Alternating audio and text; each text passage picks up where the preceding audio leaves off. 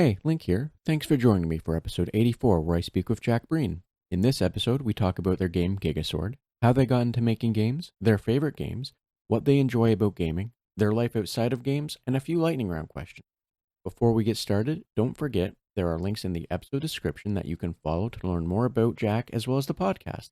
Also, don't forget to like and share the episode, and without further ado, please enjoy episode 84.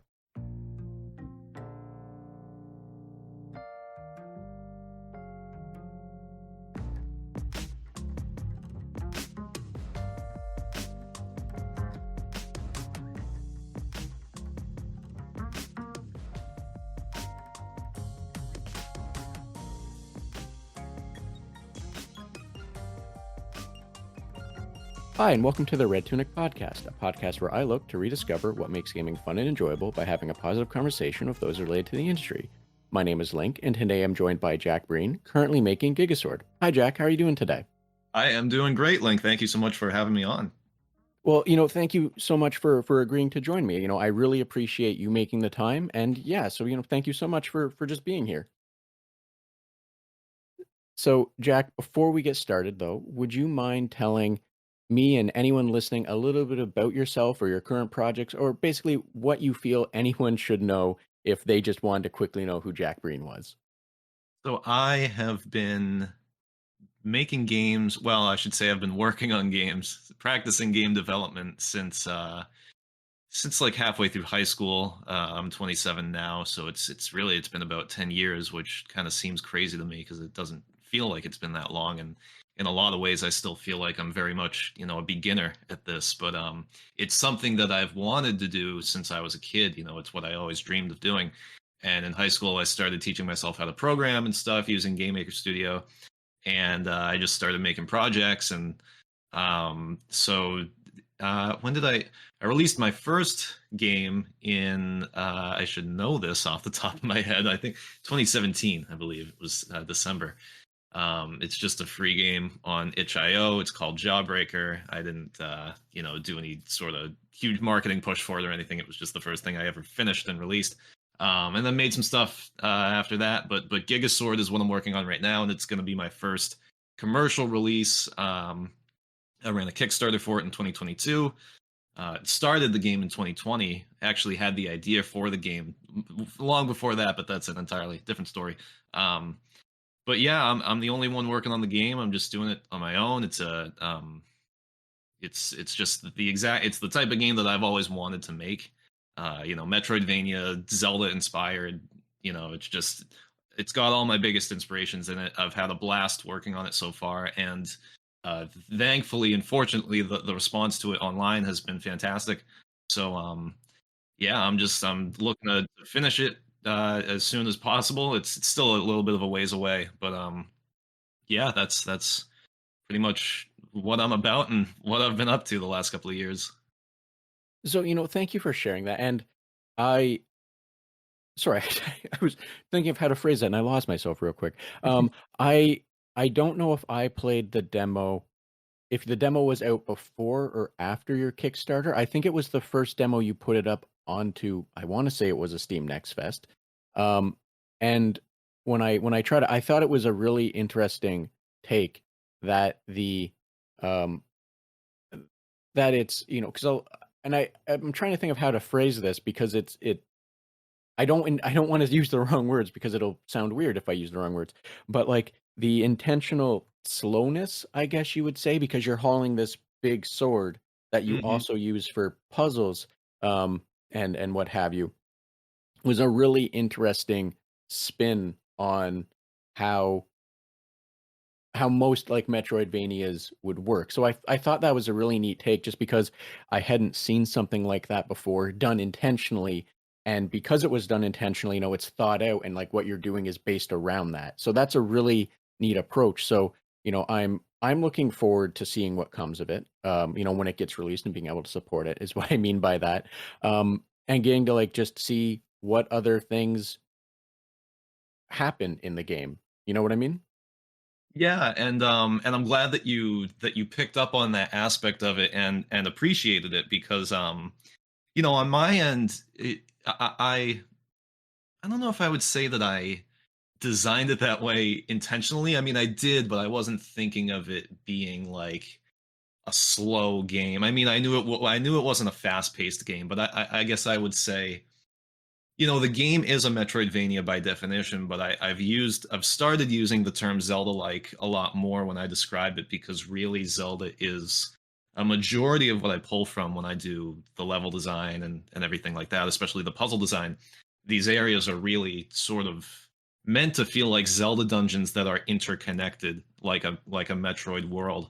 Um, so yeah, I guess it's not really.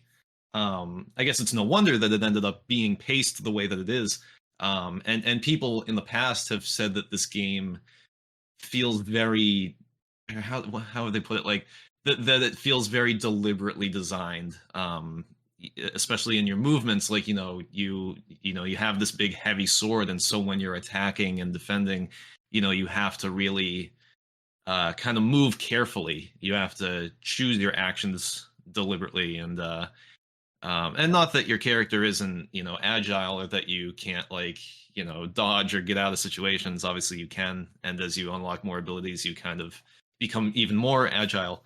But no, I definitely agree with what you're saying, that this is not, this hectic sort of game. It's not like Metroid Dread, and I love that game, of course, but it's not like you're sprinting around doing all this parkour. It's like you're really deep in this place, and you've got to kind of stand still and take it in a lot of the time, and just figure out how everything connects and where you need to go. And it's definitely like a thinking game. Uh, it's a puzzle game at heart, really. So that's kind of why. So yeah, so I'm happy that, or I'm glad to hear that you've kind of like, uh, I'm trying to think of the right phrase. Um, because it doesn't sound like from day one that was the intention, but it's kind of like that's what it found itself as, and that's kind of where you've um pushed it to, or like the move towards the strength of it, I guess. I'm sorry, those are really weird ways to describe it, and they're not, I don't think they're the most appropriate words. However, I I see really hope exactly it's what you're clear. getting at, though. The game really did discover its identity as it was being developed. I think that's kind of the way that I would put it. Yes, yes, that's where I was trying to go with what I was saying, and that you leaned into that uniqueness, that strength of it, right? Because I think everyone can relate to seeing a game that has a unique feature, and it's like an accident, and then it's just sort of there as a byproduct and not seen as like a potential pillar, even though it's something that exists so predominantly. It's just a thing. Um, and I'm sure everyone's played a game where they felt something like that. And when I tried the demo, like I said, like you used the word deliberate. That's what it felt like. And I thought that was a really neat take, like I said before.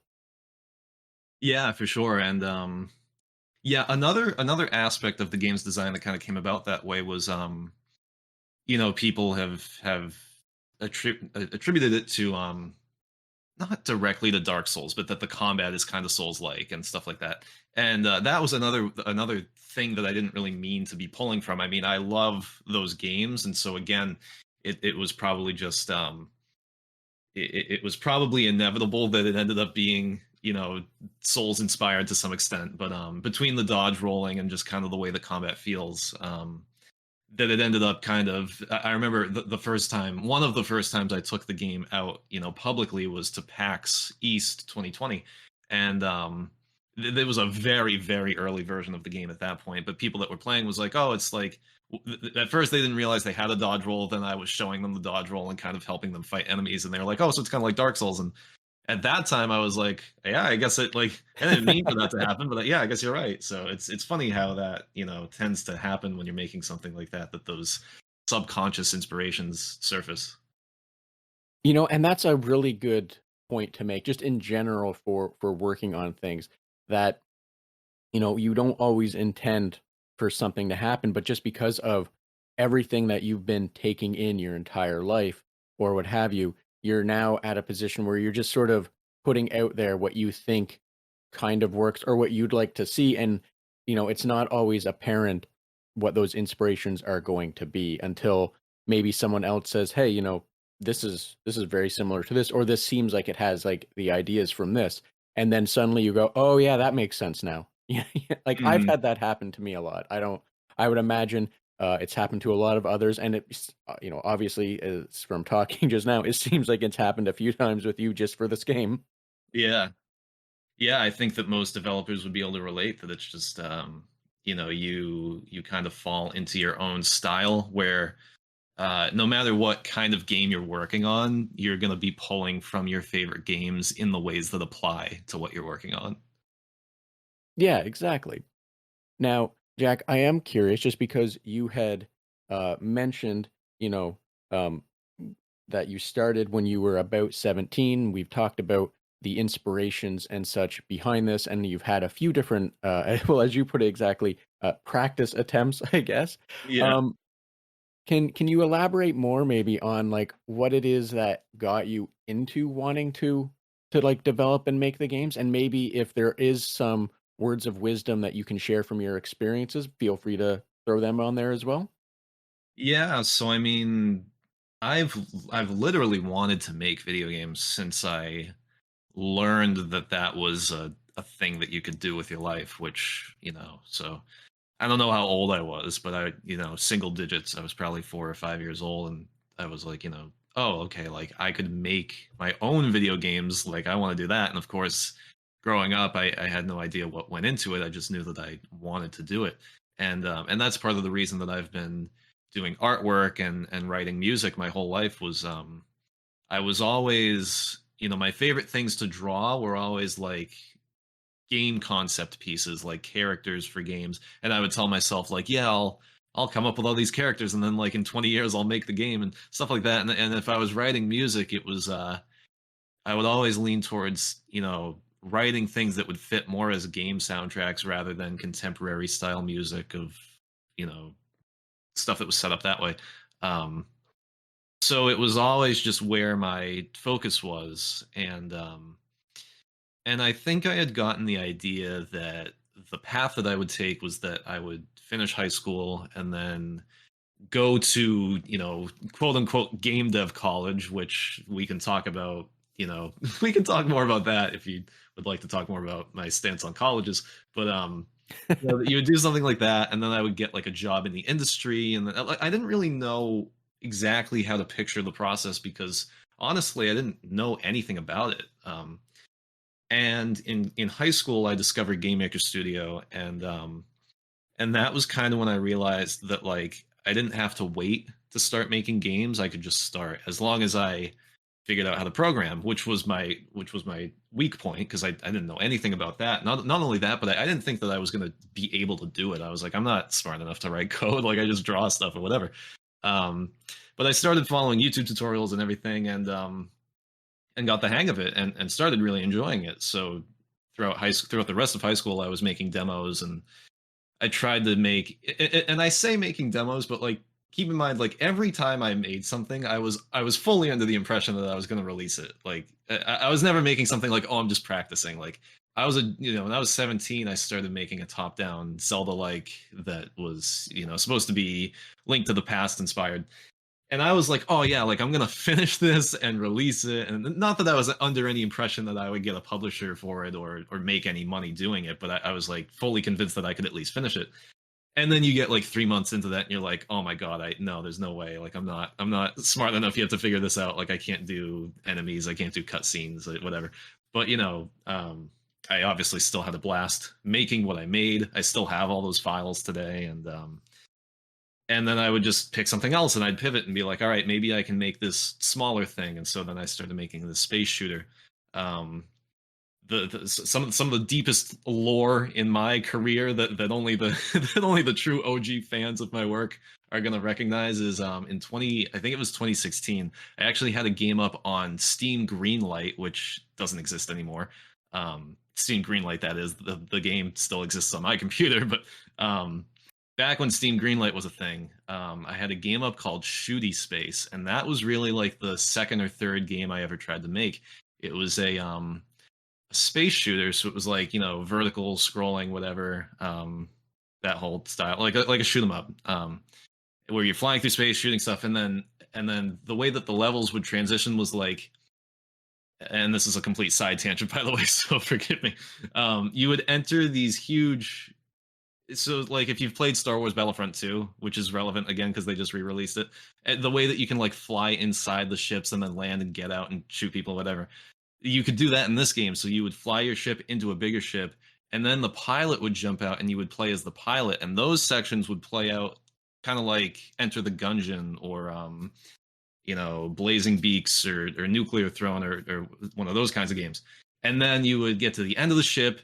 Your ship would kind of show up in like the hangar on the opposite side of the thing that you were in. You get back in, blast off out of the hangar, and then do the ship phase again. Um, so anyway, I tried making that when I was 18, 19 years old, and I did actually get really far with that project. The Steam Greenlight thing didn't work out at all. People hated it just because the presentation of it was subpar at the time. Um, and so then again I pivoted, but that concept I've always really enjoyed, and I plan to return to that game at some point in my career. Um, anyway, long story short, I just kept making stuff, kept trying to make stuff, and I was never really finishing anything until that game Jawbreaker that I released on itch, because that was like the smallest thing I ever tried to make. That was another kind of, well, I was going to say that was another mistake I made, where I was always trying to make like full complete huge games. But I don't really see it as a mistake. I don't regret any of that, because even though I wasn't finishing stuff, I was having fun, and that was forcing me to learn, and I think it was forcing me to learn faster. Um, so that's just kind of how my process went. And yeah, Giga Sword, I came to that idea in 2019 technically, because I had been working on this game. It was like going to be a procedurally generated top-down RPG. As you can see, I'm always getting way too in over my head with these ideas. I wanted to make a yeah, like a procedurally generated Zelda-like, which is another thing that I still want to do. And I couldn't figure it out. And I was like, man, I really just want to make something that I can finish. Like, I want to make something that I can release and get out there and that I can handle. Started making Gigasword, and it was like, this was finally the game where I felt like everything clicked. Like, this was a project that I was ready for. And there were still some things on Gigasword that I had never done before. Like this was the first, working on this game was the first time I had ever programmed a boss battle or cutscenes or save stations or stuff like that. But it was like I was just ready for it. And the development for this game has flowed really well. I've felt confident about what I'm doing. And when I started showing the game off, other people really enjoyed it, and it's just kind of gone from there. So thank you for sharing all of that. And I understand a lot of what you were what you were saying, like the process, the journey. Because I think, a lot of people would probably have a similar journey in a lot of ways. Like, you said when you were single digits, 4, 5-ish, having the idea of wanting to make a game and trying to prepare. I'm gonna say your grand opus, I guess, but that's probably the wrong word. But preparing all of this stuff and like, well, maybe a treasure trove, I think is the better way to put it, I guess. But like loading up the treasure trove so that way, in your mind, you're like, well, when I'm 24, 25, I'll open this back up and I'll have all this stuff ready to go, all Mhm. this deep lore and concept art drawn in crayons or pencil crayons or Yeah, what it's have you. literally that. Yeah, I was drawing like maps for levels in like colored pencil when I was like 7 years old, like as if I'm gonna go back in 30 years and like reference that stuff. Like, oh, good, I already designed this. Like, that. Yeah. And speaking as someone that is not a good at drawing, and has looked at stuff from like, I'm 37, 36. I'm in my 30s. Has looked back at stuff from when I was a child, and I feel that I can get a good guess of the quality that would have been, and going, this isn't usable in any shape or form, right? Yeah, that's pretty much Um, exactly what happens. but that's still a great journey. Thank you for sharing that, and it's interesting to hear that, you took full advantage of Steam Greenlight when it was still existing uh, before it became what it became, for better or worse, because it does have its pluses, but it does have its minuses. Um, but no, that was really interesting to hear about that. And if as you said, you want to one day go back to uh, shooty space. I think you said it was. That's what I wrote That's what down. it was called at the time. I don't know if I would still call it that, but yeah, that's what it was. As someone that enjoyed Blaster Master, this Oh, dude, sounds that's one of my favorite games. so. So as someone that enjoyed Blaster Master, I think Shooty Space definitely would have some legs to it. Like it would be. I don't think there's a whole lot of games that do that. Um, Mhm. I don't know why, because uh, in my like from what I've seen, I could have just been missing this whole like genre my whole life basically.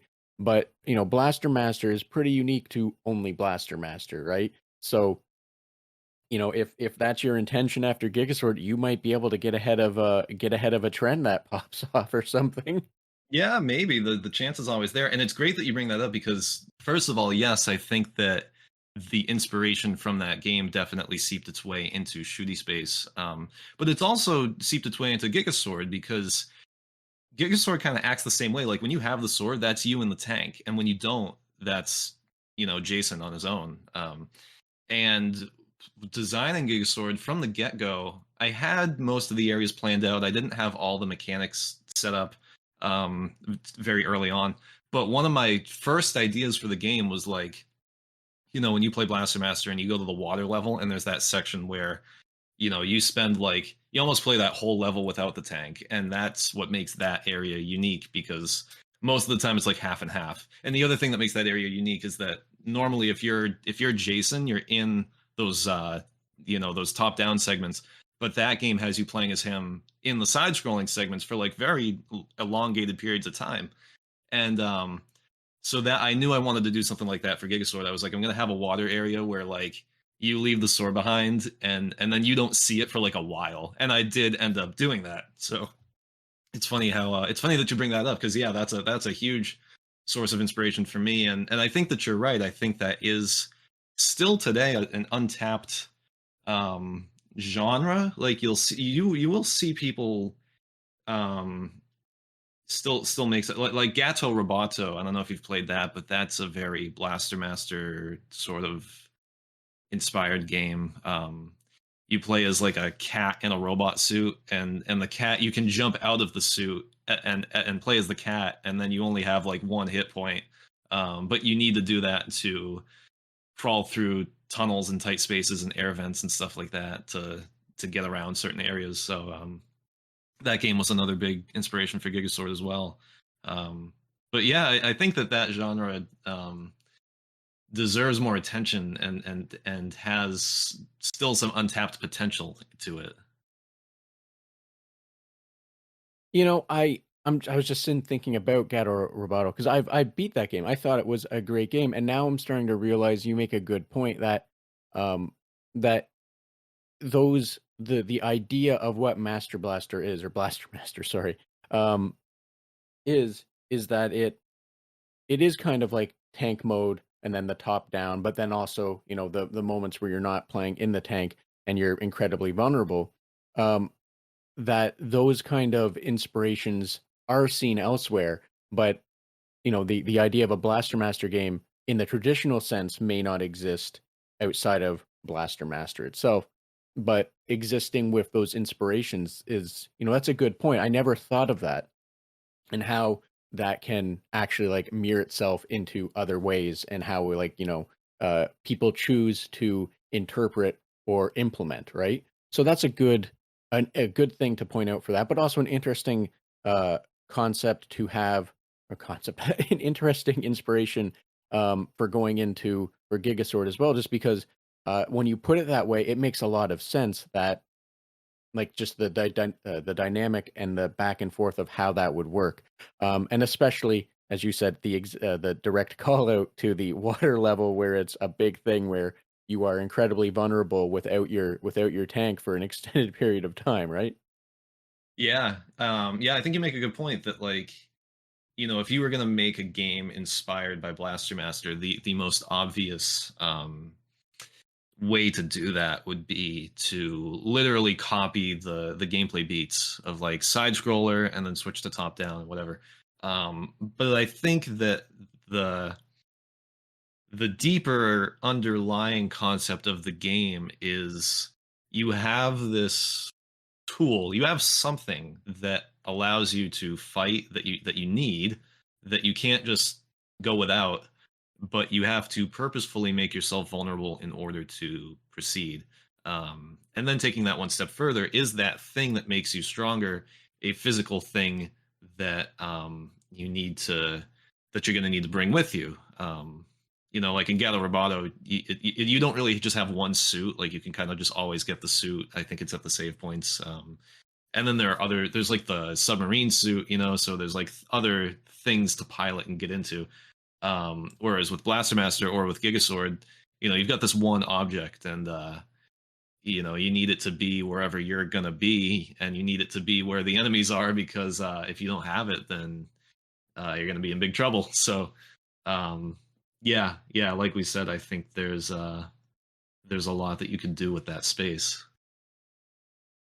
So yeah, and yes, I'm glad that that made sense in a way, because I often say things that sometimes are just nonsense. So I'm glad I made some logical sense there for at least one moment.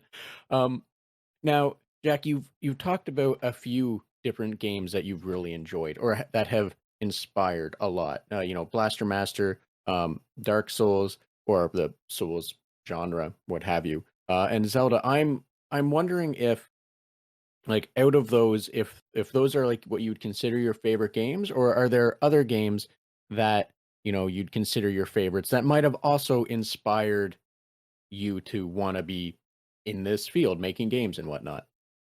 Yeah, I mean, I'm sure there's an endless list across all different kinds of genres. I mean, action adventure is probably what I lean towards the most, but no, I mean, I don't even know what to mention. I grew up with a PS1 and with an NES and a Sega Genesis, those three consoles. So I have an older brother who's 6 years older than me, so I kind of got to live out the '90s through him. Um, and so yeah, growing up, we spent a lot of time playing those consoles, and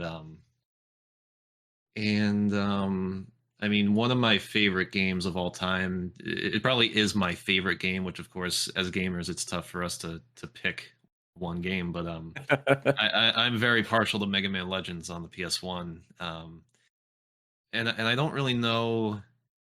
I think if we're talking about like how did the designs of your favorite games, um, you know, influence the design of the games that you're making? I don't know if Legends. Uh, I don't know what from Legends has gotten into my current design. Like if you ask me like what from Giga Sword is inspired by Mega Man Legends, I'd probably say the story, because obviously the gameplay is nothing like that, and the art style and the characters are the look nothing like that. But yeah, Mega Man Legends just has, and I've grown to appreciate that story so much more with age. Because as a kid, I really didn't get it. Before I continue, have you played that one? So I I've tried to, and I say tried to because I grew up with a 64, and from my understanding, it was a much harder game to play on the 64, and I've just never made an attempt to play it on the PlayStation. So I have a very weak grasp of story for Legends, other than just knowing what Nintendo Power said, which was kicking the can was apparently a feature that you should do. Yeah, you if you kick it behind the guy's like shop counter, you get like it's like a bonus game. Yes, that is a true thing. And I think yeah, I've never played it on the 64, but I would imagine that controller would probably make it a bit more annoying, because the controls for the game are already people's biggest issue with it. You use the shoulder buttons to like turn the camera, and back before they realized that you should just be using the right joystick to do that. And So, which at the time it was fine, and I've always been used to it. But I think people going back today who have never played it, who would try to play it, it would take them a bit to like get used to that. And I can imagine that on the 64 that it would be even more trouble. So, yeah, I don't blame you at all for that. But the story, I mean, it's really complicated. Like I couldn't even really sum it up on this call. But as a kid, I knew I was like, you're a Mega Man, and there are like sky pirates, and they're trying to get the crystals, and you got to beat the pirates, and there's evil robots, and you got to beat the robots, and that's really all that you need to understand to play the game and have fun. Um, and then and there's a sequel, and the sequel is way more complicated than the first one.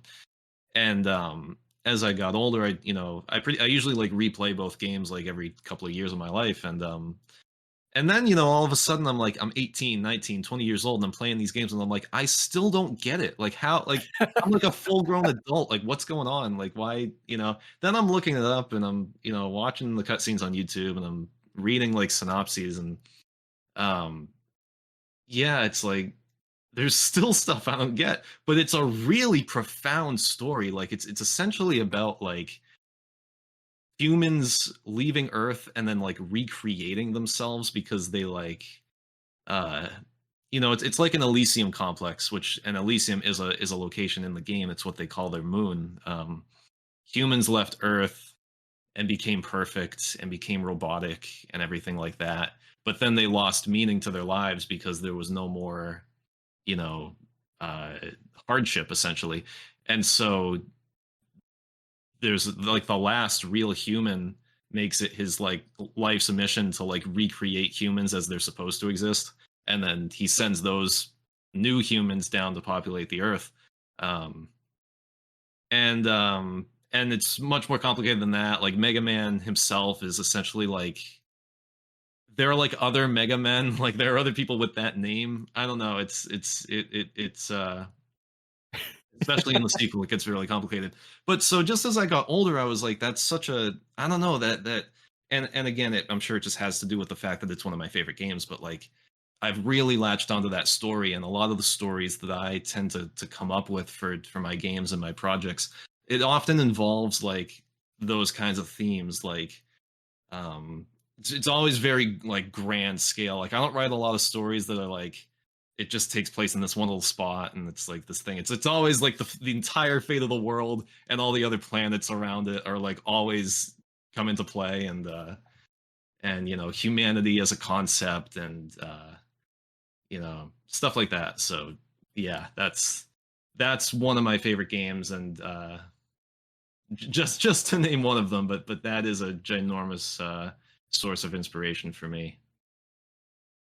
So, thank you for sharing that. And I do apologize. I didn't do you any service by kind of merging two questions that are already kind of, um, I don't want to say loaded. However, they're kind of like vague. And as you kind of touched on it, that, as any gamer knows, saying their favorite game is not an easy task. So I did that, and then I merged it with another question about, how that's inspired you.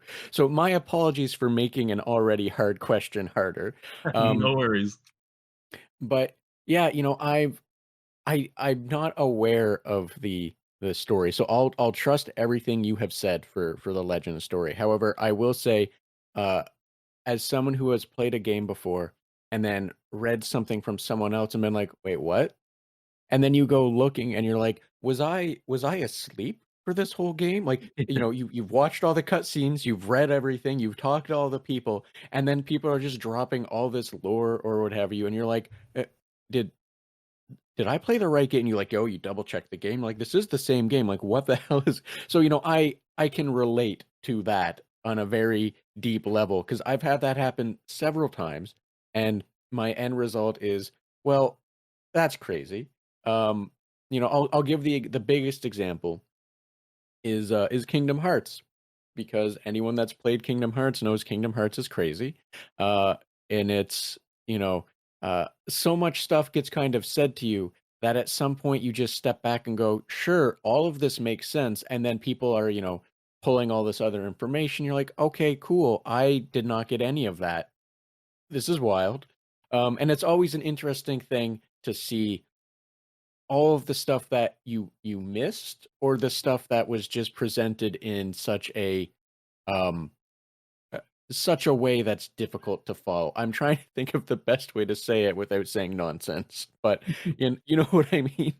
Yeah, and I mean the Souls games are a lot like that too. Like I love Dark Souls 3, but I can't pretend for a second to be able to really that actually I'm kind of not giving myself enough credit. That game is probably the one that I understand the most out of all of them. Like Elden Ring, I didn't get it at all. I was just like, as long as they show me who I'm supposed to go kill, I'll go do it. But like, I got to the final boss, and it's kind of it's a shame because it kind of makes it underwhelming. Like this guy appears, and it's clearly supposed to be like a big deal, and it's like, oh, it's time to fight this guy, and I'm like, I have no idea who that is. Like, I don't know. It's just the same as everybody else. Like, it's just the guy I got to kill. So, um, yeah, it's obviously a point where it gets so confusing that it's almost a detriment. But I think that also depends on there are some gamers out there who really enjoy um, finding the lore of these games, and then there are other people that are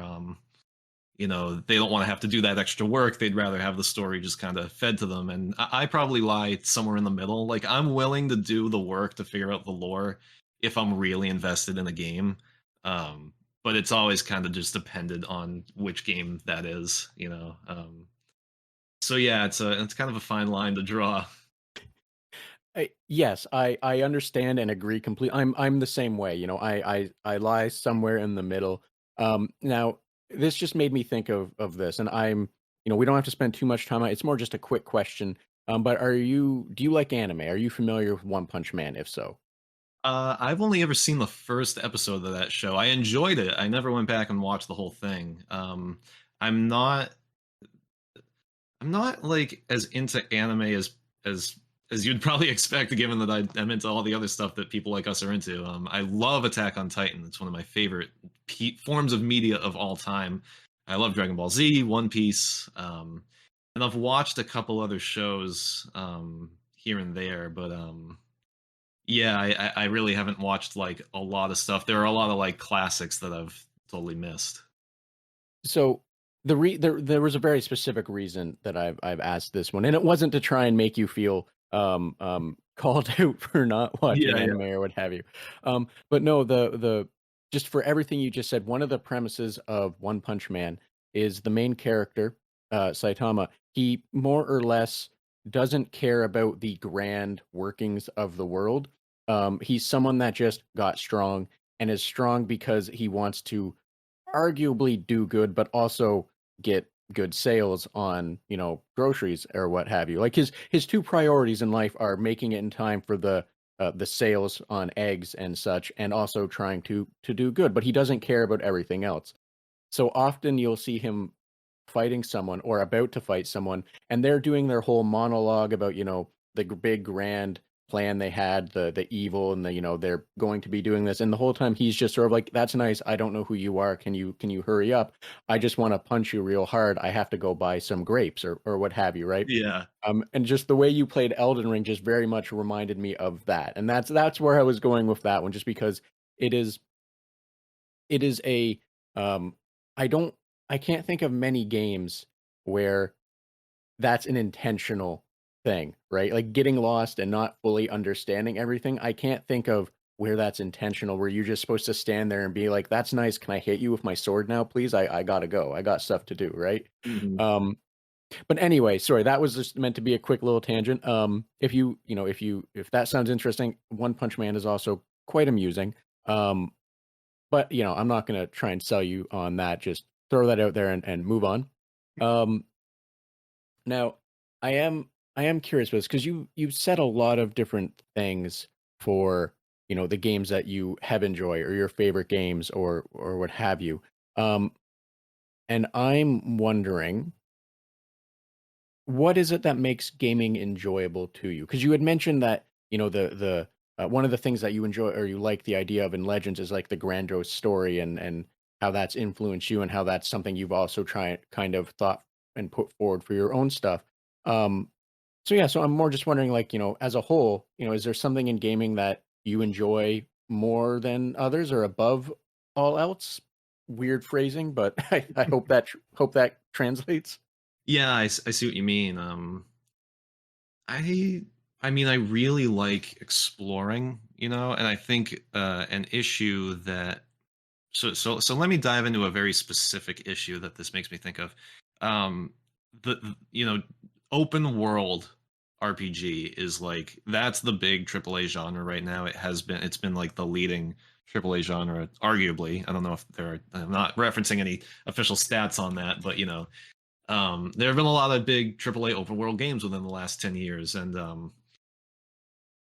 the you know the driving the point of a game like that is that you've got this big world to explore. There's a lot of optional stuff to go do, but you've got to be motivated to do it. And I play a lot of these games, and they're not bad by any stretch. And I won't name names, but a lot of these games, it's like they make this big world, but they expect you to just go everywhere and do everything, but it's like it's just it just feels like you're not really anywhere new. It's like I haven't played this game before, but I feel like I've been to this place before, and then you start doing the activities, and it's like just the same thing. It's like, oh, well, I'm gonna go in this cave, and I'm gonna find another like piece of paper, and I'm supposed to get all 40 pieces of paper, but like I didn't care about the first one, and now I gotta find 30 more, and all the caves are like the same, whatever. And obviously, it's very tough to when you're making a game of that scale. It's very hard to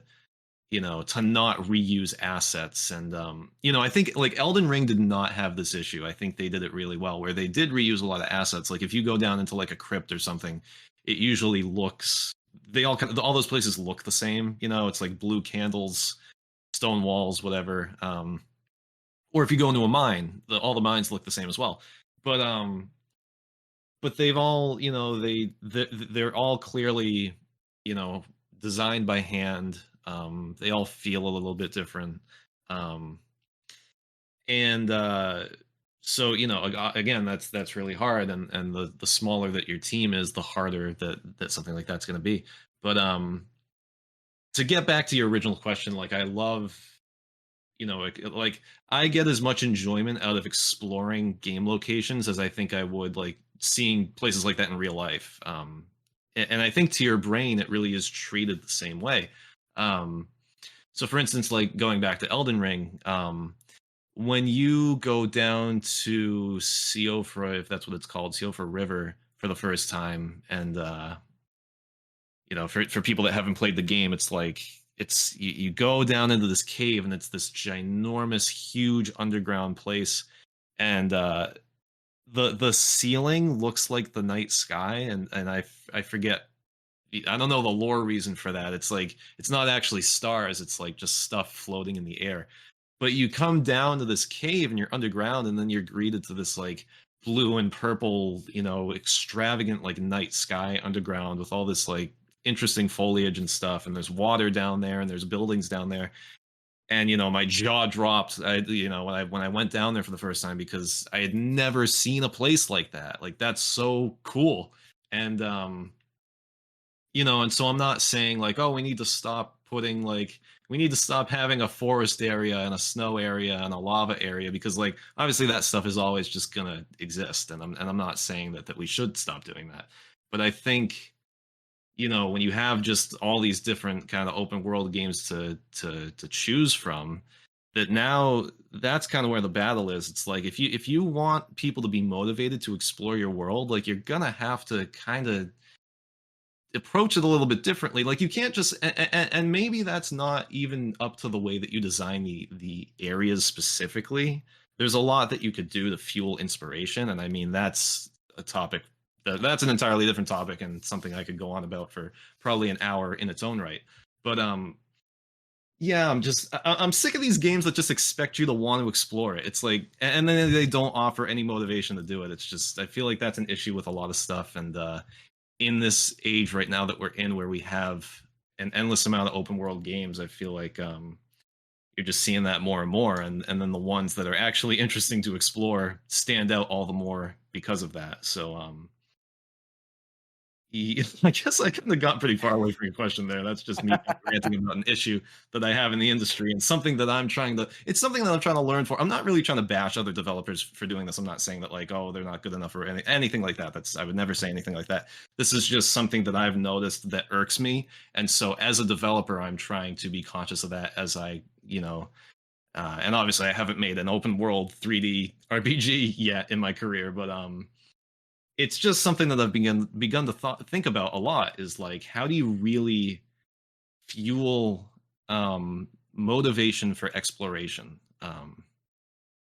And it's something that I want to at some point make like a video essay about because as a side tangent, I have a YouTube channel where I talk about game design, and I've been thinking that that would probably be a very good place for me to talk about that stuff and rant and rave about it over there. But yeah, I love exploring and finding new locations and finding treasures and stuff like that. And I really love games where you can kind of make your own story. I guess anything with RPG elements where it's like anything with a lot of replay value, really. So it's like every time you step in, like Minecraft, like every time you step in and start a new world, you're always going to have different stories to tell. So um, I don't know, just stuff like that is a big part of what fuels my love for games. But I'm sure I could go on and on about this for all day, you know. So, thank you for sharing that. And I understand where you're coming from. Like I understand what you are the core, the crux of the issue, and I don't disagree with it. Because there are a lot of big open world games, and they take a long time to run through. Some of them are, like I think one coworker of mine, I think he has spent like 120 hours playing through Assassin's Creed Odyssey, the Greek one, whatever that I think it's Odyssey. Mhm. Um, but like the amount of time he spent on that because he was traveling and finding stuff, and he was like, yeah, I didn't even find everything. Um, I understand exactly what you're saying, like where you're coming from, because it is difficult as a player to stay motivated to keep exploring or to have in reason to explore. Because like some games, they give you it's like it's a big three-part open world area, and they give you everything that you're going to have by the end of the first part.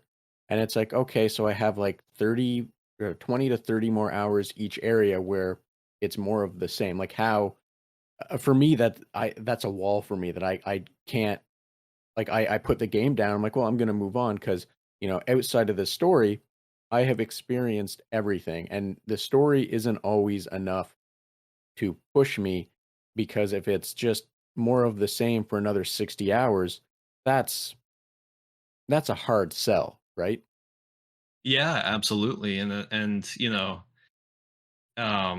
a design perspective, I don't think that anyone is expecting new mechanics and principles to be constantly introduced once you're like 80 hours in. But it's about, yeah, it's about fueling. So what I'm getting at is like if you're playing the game for that long, um, you're gonna be doing the same things, quote unquote, over and over again. Like once you've seen 50 dungeons, like the other 50 are probably gonna you know, it's going to be a similar story, even if it's different locations and things. Like you're going to be doing the same things. Like you've seen everything that the game has to offer, gameplay wise or mechanic wise. So what falls on, um, the way that you keep people playing at that point is, are those things? Is there still motivation to do those things? If you're talking about an RPG, it's about the loot that you're finding and the progression and the enemies that you still have to defeat. It's like, is there still going to be a reason for like let's say that there's 50 dungeons that I haven't gone and done yet. Like, well, do I need to do that? First of all, are they fun to do? And that falls on like your combat system and stuff. Like, because if the game is just fun to play, then people are going to play it. But another thing is like, okay, I'm going to do this dungeon and there's going to be loot at the end. Like, do I even want it? And so you've got to be able to, and again, this is a very complicated, I haven't thought about this for long enough to be able to articulate it in the way that would be most beneficial. But yeah, it's about, I guess what I'm getting at there is like again going back to some of these open world games that I've played that I haven't enjoyed as much. It's like it's usually just because the loot that you find just isn't fun. It's like um it'll just be like items that like they have a use, but like you don't really need them. Or like the game, you'll find stuff that's like, oh, like cook all this, use this to cook all these meals to improve your health. But then like the game itself is just like super easy. So it's like, well, I'm not going to use any of that. Or it's a game where like you choose your class and then you go through a whole dungeon and you find like a wizard staff at the end, but like you're a swordsman. So like you just did all that for nothing. Um, Stuff like that, which, and again, you could argue maybe some of these issues are hard to get around. Maybe some of them are impossible to escape. But I think it's an interesting. It's something I'm trying to keep in mind as I move forward with development. It's like I love exploring, and I know there are other people out there that love exploring, and I think the biggest issue that you encounter is just how do you get people to want to explore it? And there's a lot that goes into that. So Yeah, I understand what you're saying, and it's meaningful exploration versus unmeaningful or whatever, whatever other form there would be, right? Like if you if you have a reason to do a thing, you're going to enjoy it more than, well, some people, I don't want to speak for everyone, but mhm. for me, for example, I'll speak for me. And it sounds maybe similar to you that if you have a meaningful reason to go and explore, you're going to enjoy it. However, if it's just like, hey, walk in, do this thing, and it's going to be the same thing you've done. It's going to be the same thing you've seen. It's going to be, lather, rinse, repeat. Um, you're not gonna enjoy it as much, right? Like I think it's similar to why a lot of people when they play games where the fetch quests just get annoying, or radiant quests now is what's kind of replaced the fetch quests of old, where it's just Fallout 4, for example, a settlement needs your help again, and you go and you do arguably the same thing over and over and over, and it's not you don't get anything meaningful out of it, largely speaking. You're gonna be going and doing and killing the same things that you would find otherwise and, all that fun stuff. So I think that's where you're going with it, and I agree, having a meaningful interaction is the thing that makes you enjoy the wandering around or what have you. At least that's what it sounds like, and that's for me how it is. Yeah, there's a lot that goes into it, and like you said, there are plenty of gamers that wouldn't agree with us on this at all because they just um they I don't know they just enjoy different aspects of the game, and so they are maybe motivated by things that you and I wouldn't be motivated by, or the things that they enjoy the most about the game are just different. Um, so like everything else in game design, it's very subjective, but yeah, it's as someone who wants to make games with big worlds, games that are procedurally generated, games that are just huge and open. It's something that I'm trying to keep in mind a lot. Is like, how can I make sure that this is, if there's 100 hours of gameplay here, how can I make sure that all of those are fun? Yeah, definitely. I 100% understand where you're coming from with that. And I think as someone that is getting older and looking towards or looking forward to shorter games, having a longer game that feels uh that that that feels more giving me more reason to play, 100 plus hours or whatever. I think that's a good mindset to have because just filling it with fluff is I think all the fluff over the last handful of years on bigger games is what's made a lot of people go, please just give us shorter games. Give us something tight, short, I'm Yeah, fine with that. Right. yeah, and I'm starting to feel the same way too. So yeah, it's funny that that's kind of like um, this like overwhelming conclusion that a lot of gamers are kind of agreeing on. Yeah. And, this is my personal opinion, and I have absolutely nothing to back this up. However, my opinion is of that one is I think that largely stems from when we used to talk about dollars per hour, right? For how much money you paid to how long the game lasted. Uh, and I think, for younger people or younger kids or whatever, actually, I don't even think that would be true anymore because, cell phone free little games and all that stuff, cheaper games. But I think that stemmed from when you got like one game and you got that one game. That was the only new game you got for like 6 months outside of renting a game every now and then. And that game had to last. Whereas Mhm. now you can find a $5 game that's going to be fun and enjoyable for, several hours or even maybe longer, depending on how that game is made and everything. But that's a whole separate topic that I'm not I don't think either of us are equipped to really dive into right now.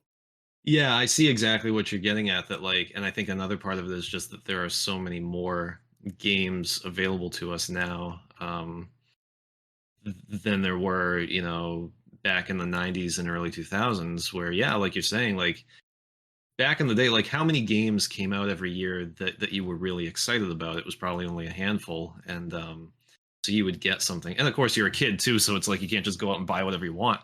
So yeah, it was much more likely that you were buying a game and then sticking with it for months at a time, whereas now as adults, and like I still do that with plenty of games. When I find something that I really love that has that much that content in it. But I have so many games that I've been like meaning to get to, and so it helps when those games are shorter, because then you can finally, get to everything that you want to check out.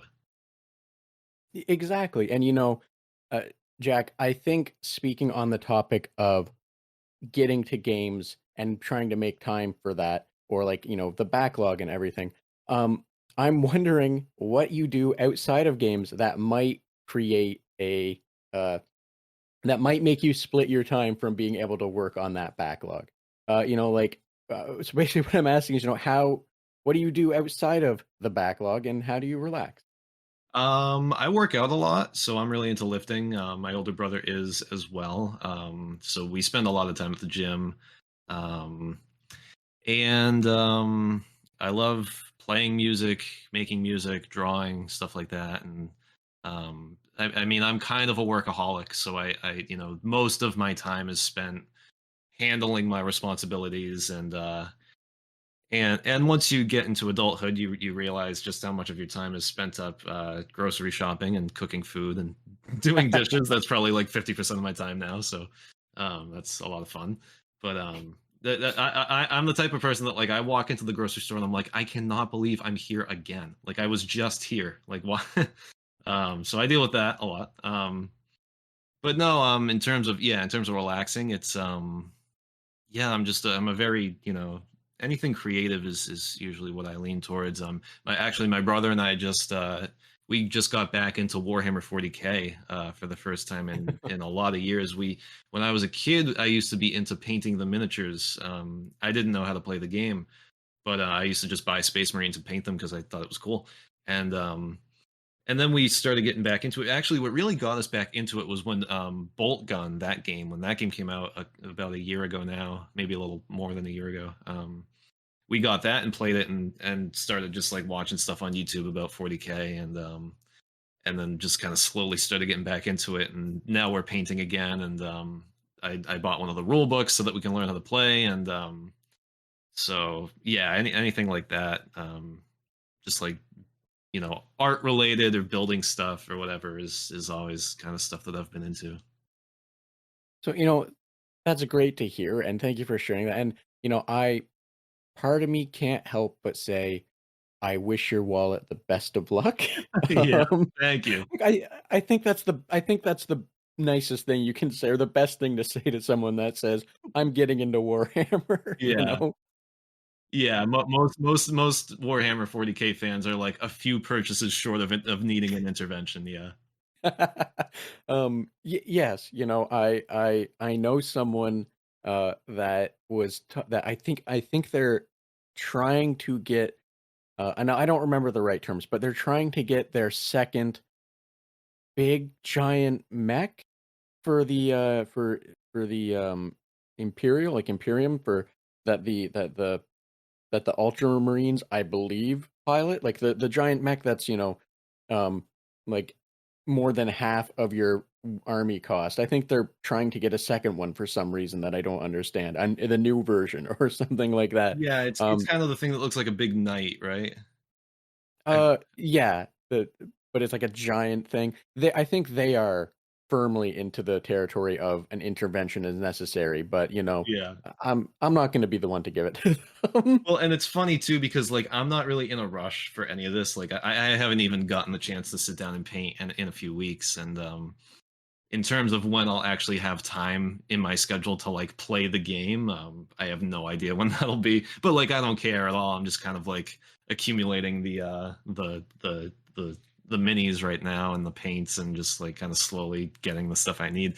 But it's funny when you hear about the people that like they get into it and they want to play as fast as possible because it's like, okay, well now you're talking about spending like 3,000. They're like, oh, I want to buy like an entire army. It's like, all right, then like why don't you take two of your entire paychecks and go to the store and then get like half of an army and then work a little bit more. It's like, yeah, you'd be out of money before you even left the store. Yeah. Yes, and I think they have at least one usable army, and I know other people that have like two usable armies. But mind you, for a few of those people, it's something that they had been building for years and years and Mhm. years, and it's like I've been doing this for 15 years. I now have two and a half armies. It's like, well, that tracks. You've been doing it for 15 years. Of course, you now have that many, right? Mhm. Um, but yeah, like you said, there are some people where it's like, day one they're like, I'm getting an army." It's like, "Well, okay. I hope your wallet can survive this." Yeah, like for me, the way that I'm doing it, it's like, I spend like probably, I don't know, like what, like $60 like a month towards the game. And so like that's manageable. But now imagine like, 12 months of that all at once, So it's funny. I have a friend who's into board games, and I was talking to him about it. I was like, "Oh yeah, like my brother and I are going to be looking for people to play 40K with. Like, you should join us." And he was like, "Dude, I already play Magic. I can't afford another thing like that." Um, what that is a very responsible thing to say. I Yeah, think that's a very responsible way to go about it. Now Now, Jack, I don't want to take up too much more of your time. However, I do want to hit you with some lightning questions, like a lightning round, where they're just lighthearted, nonsensical, a little bit random questions. These are just quick, no judgment. You can shoot whatever comes off, however you see fit. Is that all right with you? that sounds great. Awesome, awesome. So I'm gonna fire a few of these off, and we'll see what it delivers us. Do you think The Legend of Zelda: Ocarina of Time would have played much differently if it was The Legend of Zelda: Macarenas of Time? No, I think there would have been some UI for some Macarenas, and I can't even picture what those look like off the top of my head. But I'm just really picturing maracas, so I could be way off. But I think the That's what I UI, meant. maracas of time, is that what we're going with? Yes, sorry, not the dance, the shaky things. Oh, okay. Well, I feel like either could work. Well, I don't know how you do the UI for the dance, but the shaky thing, yeah, it's like it'd be funny because you would just have a picture of a maraca come up, but then every button that you press it would just make the same sound. So the song that you're playing is just the same rattling sound like 5 times in a row. And then I would just keep the rest of the game exactly the same. And I would give Sheik a sombrero, and then that's the only thing I would change. So thank you very much. Which character in media is most likely to assume that claustrophobia is a fear of crabs? A fear of crabs? Yes. Um, this is a character in any media or just in video games? Well, you can take it. Well, the intention would be video games, but if you want to spread it, as I wrote the question wrong, if you want to spread it to which character in any media is most likely to assume that claustrophobia is a fear of crabs, yes. Um, any media, maybe Luffy. In just video games. Oh man, that's tough. I don't know who's dumb in video games. Uh, uh oh man, it's tough. Hmm. um, this is a totally random reference because I don't even play those games, but I'm gonna go with the blonde kid from Persona 4. I've got a friend, one of my best friends freaking into Persona, so he's gonna really appreciate that comment. I don't even know that character's name. I've played like 2 hours of that game, but that's who I'm gonna go with. I think his name is like Yosuke or something. The blonde kid is Kenji, I want to say. It's been a few years, but I regardless, I agree. I can see it. Is Um, is he the one where the fat lady sits on his bike and breaks it? Because that's who I'm talking about. Is he blonde or am I making that up? so so in Persona 4, there's the bleach blonde character who's kind of like the rebel punk kid, and then there's I it's brown hair, but I think under the right light, one could argue it's platinum blonde, Is maybe. there anything yellow about him? Is he in like clothes of that color? Because for some reason I'm getting blonde in my memory, and I don't know where that's coming from. It's been too many years. I'm sorry to try and remember this. Yeah, it's been too long since I played for Persona 4. And in this case, it'd be Persona 4 Golden, I want to say. So yeah, that one I played on the PlayStation Vita, so my memory is even hazier because I did that right before bed every night for like a month or two. Yeah. I'll hit you with one more. Okay. Uh,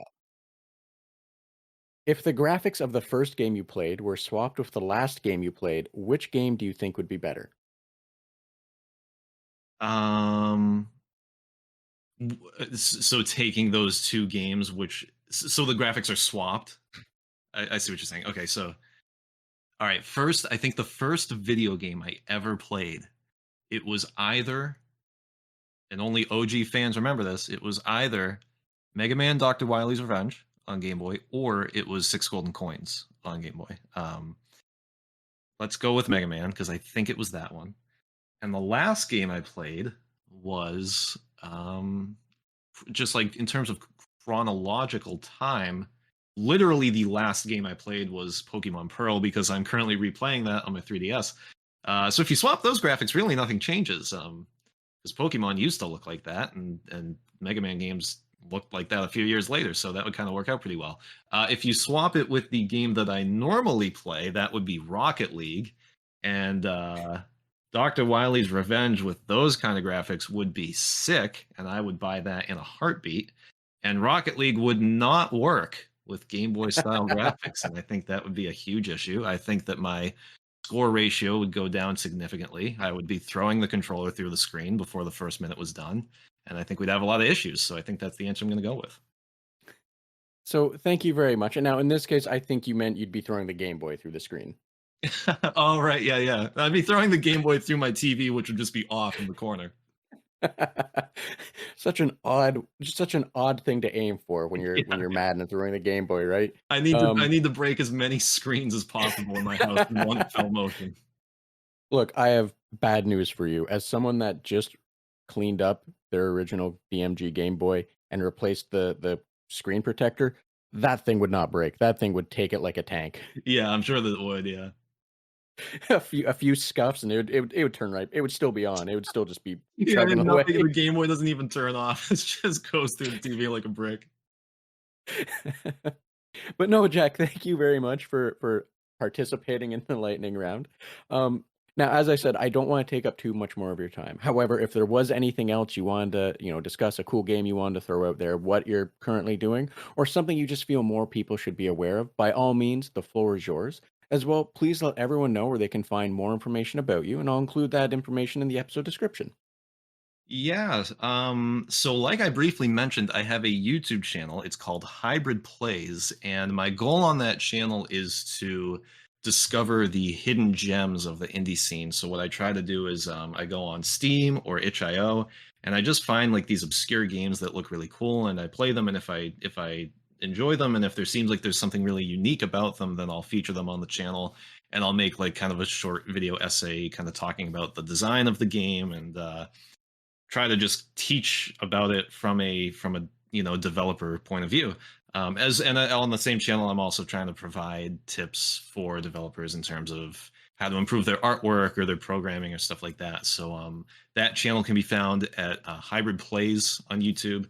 And I would love for you to check that out. I have unfortunately not uploaded to the channel in quite some time because I've been so busy with Giga Sword. But I do plan to return to making content for it as soon as my schedule frees up a little bit. And then, Link, one question that I had for you, which is just as a short question, was how did you find out about Giga Sword, and how long have you known about it for? So I found out about Giga Sword, with I believe it was the first Steam Fest that you participated in or put it in. And I say that with some form of confidence that it was Steam Fest, because last night I went through and I was looking at my notes because every time Steam Fest comes along, I download a bunch of demos, I grab games, and I basically put write down and very brief like yes no kind of if I enjoyed them, right, if they were something that were up my alley, so to say. And I don't remember which one. I'm actually flipping through right now my notes with my horrible writing to see. um oh, there we go. It was back in 2022 in June. There we go. Okay. uh as I smash my light around. um So that would have been that yeah, so that would have been post Kickstarter. That would have been the demo that had gone live at the same time as the campaign. So okay, so that's great. So you've known about the game for a while. That's awesome. Yes, and to answer the second part of that question, maybe, or what have you, and I've more or less said something similar to this, on recording, off recording, different things in different ways. I I'm horrible with how I reach out to people in the sense that I make a giant list of sometimes it's a notepad file that doesn't exist anymore, that I put on like Google Docs. Sometimes it's a million open tabs. Sometimes it's a private Discord channel that just has links to Twitters that it's strictly for me to contact or look into contacting. So yours would have been sitting there for a good while, because I add them and then I randomly, there's no literal rhyme or reason to how I reach out to people. I just sort of like spin the wheel and go, gonna try this person now. And I Mhm. look at like when that tab originally opened or whatever, and it was like 2021. It's like, well, okay, that's been sitting for a hot minute that I've been aware of this thing and meant to talk, like reach out to this person and see if they'd be interested. So yes, but yes, the to answer the other part of the question, I've known about Gigasword for a while, and yeah, was it just took this long for me to spin the wheel and land on you, so to say. And I don't mean that in any negative way. The way I reach out to people really is just that chaotic. No, yeah, there's no shame in that at all. That's exactly how I handle my YouTube channel is that I've got a running document of all the games that I want to play for it. And some of these games, came out years ago at this point, and it's just a matter of like what I'm going to get to next and when I'm going to have the time for it, and then also like what concept I want to, because there are games that where I'm like I've really enjoyed this game and I know I want to make a video about it, but the goal with all my videos is to like teach some sort of overarching concept, and sometimes I don't really know what concept to focus on because it's like, oh, I just like this game because it's a bunch of fun and I don't really know how to like teach a lesson about that. So yeah, the games that I feature and the order in which I feature them in is always completely haphazard. So I totally get where you're coming from. Haphazard, that is a much nicer way to put it, thank you. Yeah. It takes away it takes away that it sounds like I'm literally just sort of, holding my hands up and saying, "Deliver me something," and letting the universe do it.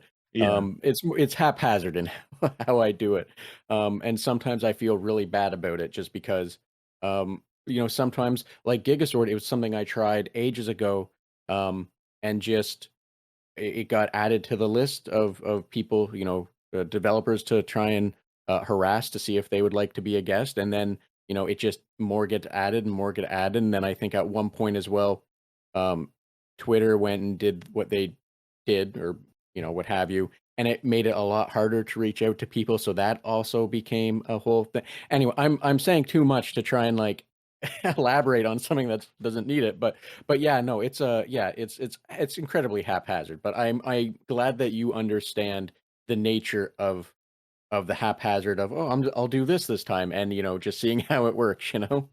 Yeah, for sure. I totally get it. Has it become harder to reach out to people on Twitter since it got rebranded? Um, so if we're gonna talk shop for a sec, I guess, it's it has and it hasn't. It's really interesting. I think the biggest thing was the developers or what have you that had their DMs open. on Twitter or had their emails or like DMs open are the main thing because emails are emails, and that's always been available. Mhm. But those that have had DMs open, it got harder because some people have the DMs, they close them because of people with blue check marks got straight ways into to just DM people and harass people, and a lot of them were doing that. I see. So that got tweaked. And then some people have the DMs turned on, and I don't know if it's intentional or not because they say, hey, reach out if you want to, what have you. But then they have it that only blue check marks can DM them, and I don't know. So like it's gotten harder in a weirder way.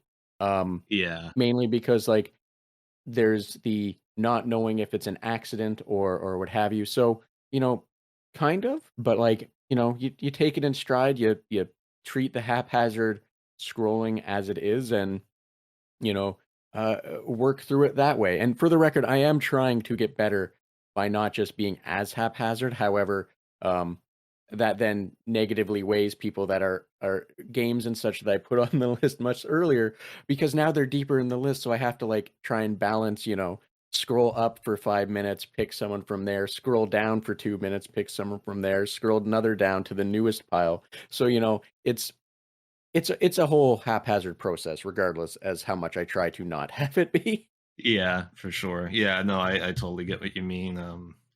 Yeah, during the Kickstarter campaign, I went through a period of like, I was reaching out to streamers and YouTubers every day and people all over the platform. And yeah, sometimes you're clicking on links and you're trying to get to a profile that you can find them like active on, and it's just like just nothing's working, or the pages are down, or their DMs aren't open, and it's like, oh my god, there's just absolutely no way to contact this person. So yeah, I totally get it. Yes, you going through that, you 100% understand the kind of what do you do, right? And like trying to figure it out. And it gets even worse now because some people have like locked down their profiles and everything like that. And it's like, well, okay, that's even harder now. Like Hmm.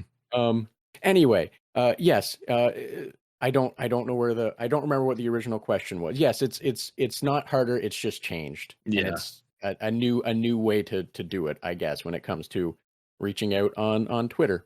Hmm. But no, Jack, as I had said before, I didn't want to take up too much more of your time. So if there wasn't anything else, I will let you get on with your day.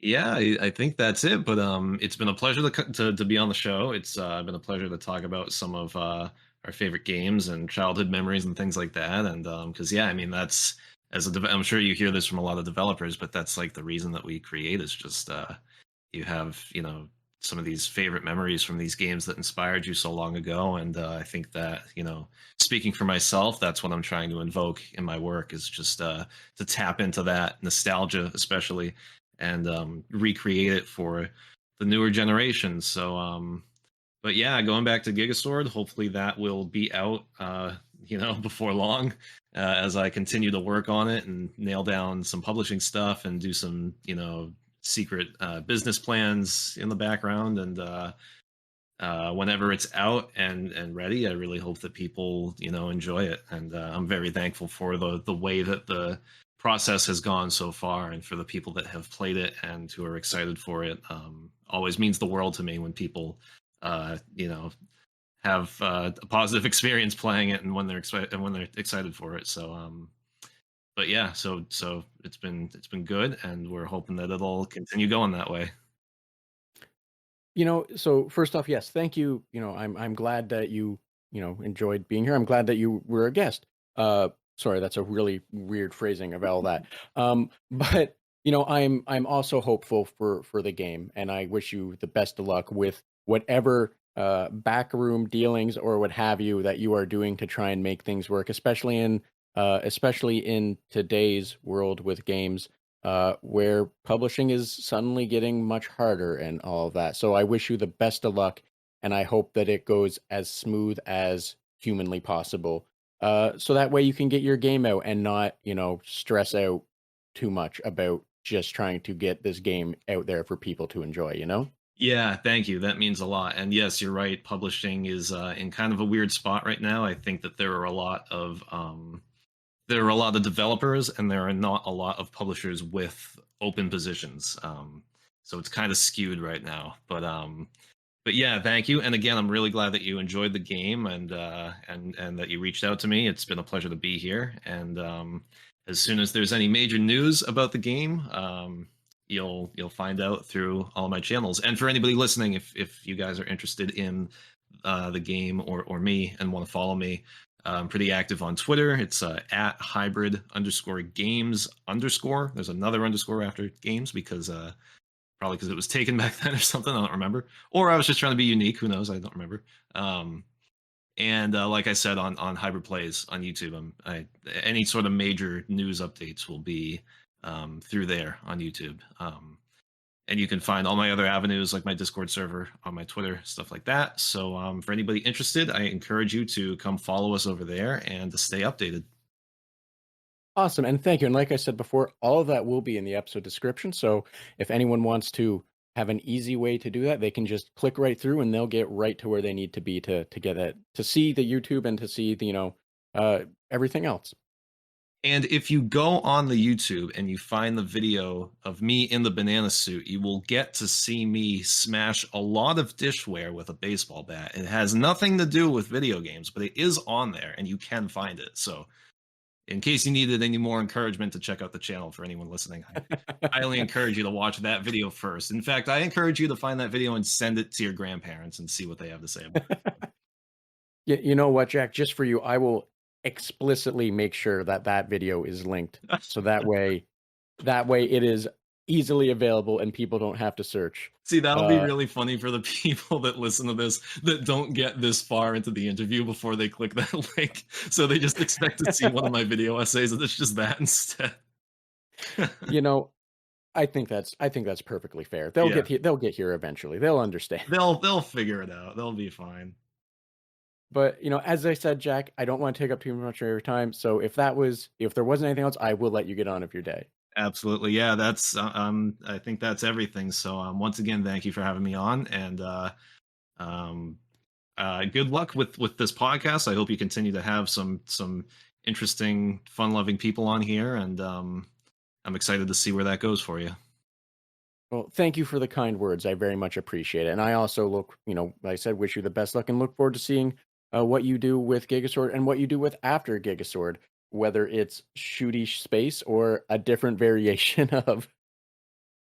Yeah, no, I would love for it to be something like Shitty Space. Who knows what it'll be, or maybe a Giga Sword sequel if people want to see that. Would I've got a whole bunch of ideas rattling around in my brain, so even I don't know what's going to come after. So I guess we'll have to find out. Well, as I said, I wish you the best of luck in finding out then. Awesome. Well, Blake, thank you again for having me on, and take care. And I'm looking forward to the future. So thanks again to Jack for making time to have this conversation with me, and thank you for joining us on the Red Tunic podcast, as well as a special thanks to Ron Jenkins for the use of music from the title track from Road Steep. And be sure to check out the episode description for links to socials, websites, and other means that will allow you to learn more about or support Jack and the podcast. And while you're doing that, share, like, follow, and whatever else you think makes the algorithm work. Thanks. Till next time.